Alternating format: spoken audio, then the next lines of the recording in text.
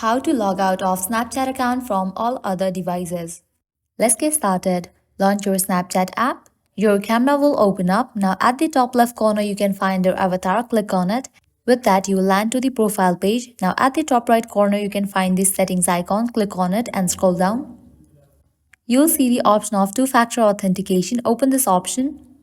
If you haven't enabled two-factor authentication, you can do that, and after you enable it, you will get these kind of options.